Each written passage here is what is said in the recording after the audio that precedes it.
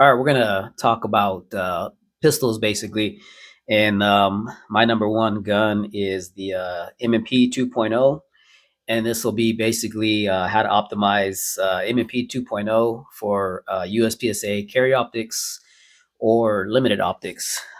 I do both. I've ran both. Let's just start with the probably the more simpler one, and it's the most people I think are probably going to buy the 5-inch guns, but I've always bought the 4 1/4. They still consider that full size. But this isn't the first one. The first one I ever had was this very one, and that's the metal. But we'll get into that in a second. So probably the cheaper end is the polymer of the M&P 2.0. And on this one, I have the Vortex XL Defender in green. It's polymer. It has 4 different back straps, so you definitely want to adjust and tailor that towards your hands and your fits. But there's really not much there's stuff you need to do to this, obviously, besides getting the optic, um, that I think are a must, and that's pretty much two things if you want to compete. And you can compete with the stock setup, but you're definitely going to enjoy yourself more when you start adding the mods. And the number one mod I would say for the M&P is the Apex trigger. This is the polymer one. In my aluminum guns, I have the aluminum ones. It just made sense to go with the poly in this gun. It is cheaper. I think they're like 110 or 130 versus like 180 for the aluminum ones.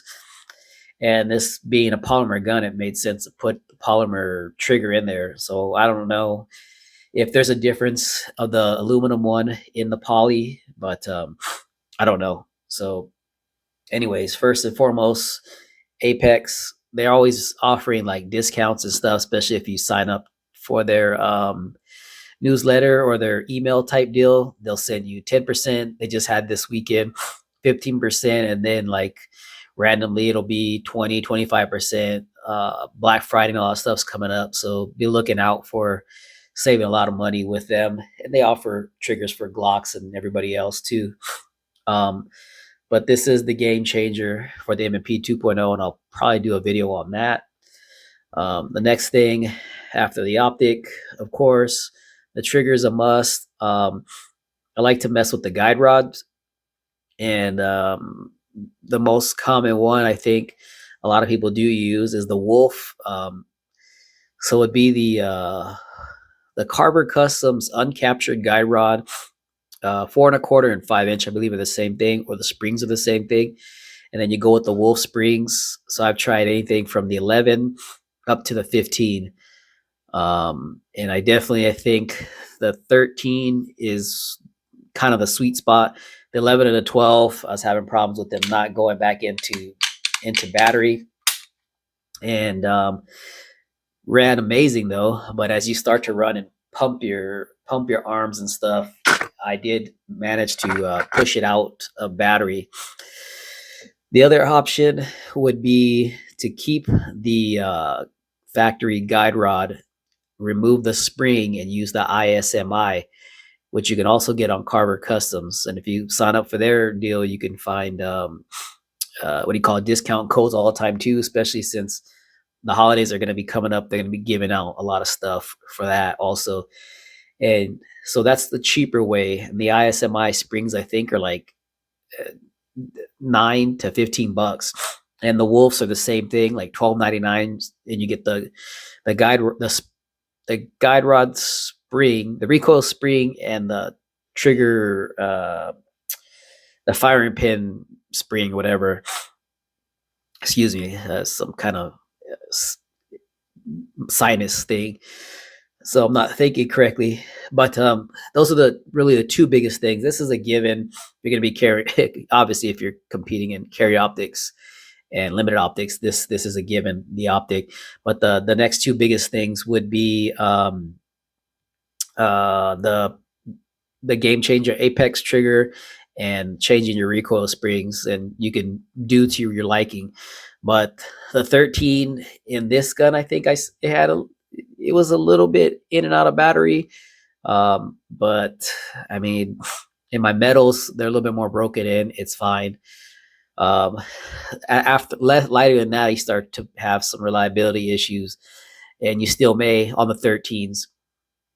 But I've been running with the ISMIs, and then this gun has a 13, and then the other two guns they have the 15, and there's a this one I haven't tried the 13s of the metal, but my wife has been shooting this and she has had no issues with this one. I shot a little bit, so it runs amazing. So that's probably the cheapest way to go is with the ISMI flat wire spring. Take the end of the that little nut off the end and stick it on there. It's a little bit of pain in the butt, but it definitely works. Um, so there you have it. Now you're set up for carryoptics, and the most common um, excuse me wholesale that I recommend, and it's just pure speed. It's the not my logo, but the Black Scorpion, decent in price, really good on price, and the holsters just, I mean, there's enough retention, but they're built for speed, and that's basically what you want in USPSA. There's other options as far as the holsters, but I don't really mess with anything else.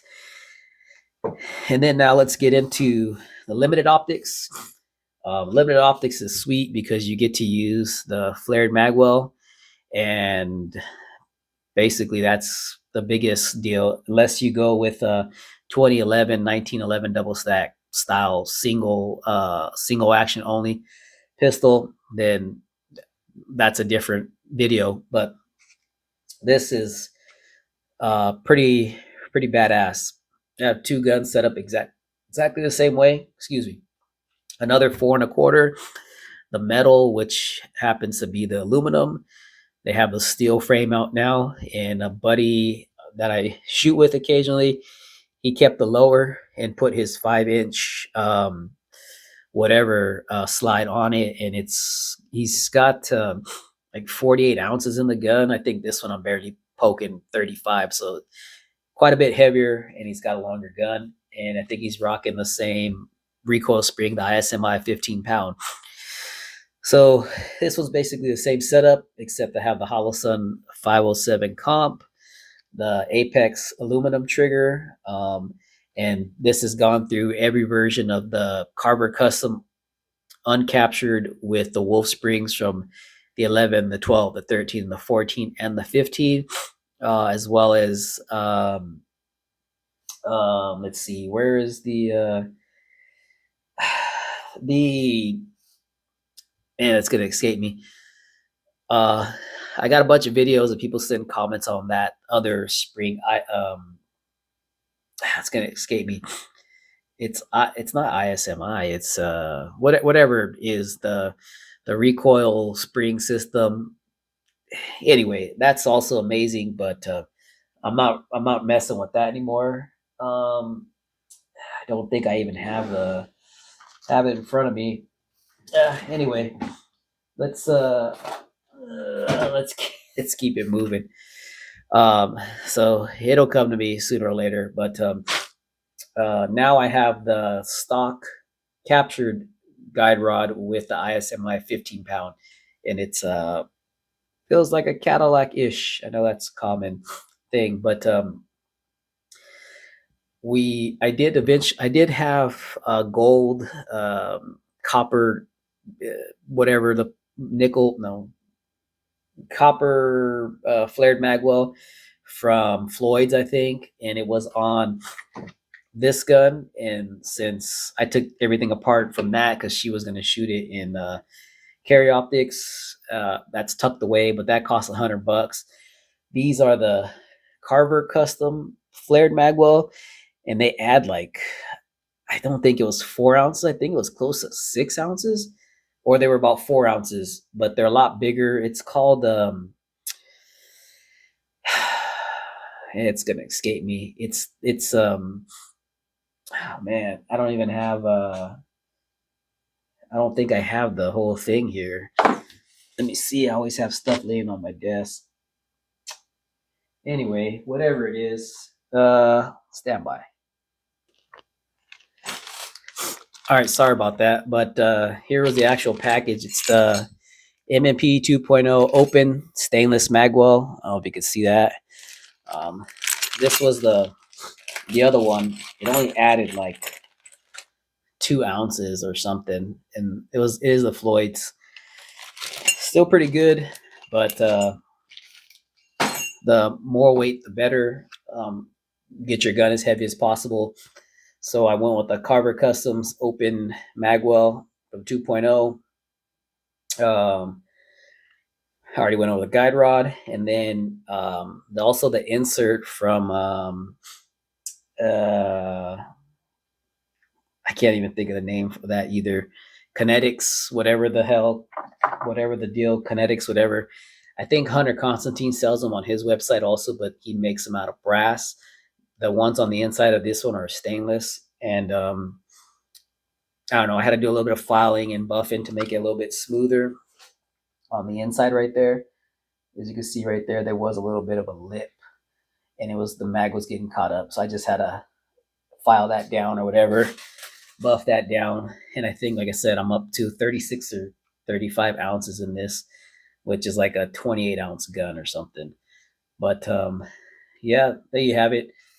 2 setups, limited optics and carryoptics for the M&P 2.0. Definitely the must is the trigger, and then I would say the recoil system after that. Whether you go with Carver or ISMI springs or Wolf Springs or ISMI or the other one I can't remember.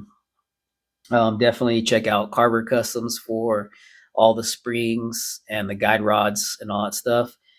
And then also for the flared magwell, and I think they have a bunch of other. They got so much stuff on there, but Apex Tactical or Apex Triggers or whatever in Arizona also, and keep a lookout for that. Sign up, and they're always doing their sales or whatever. Save some money on that. So like I said, the aluminum trigger is usually like 180, and then the polymer is usually 110 or 130. But I think Carver Customs also sells those triggers, but that's neither here nor there. So there you have it. The USPSA setup for carryoptics, limited optics with the M&P 2.0. So if you have any questions, comment below, like and subscribe, and thanks for watching.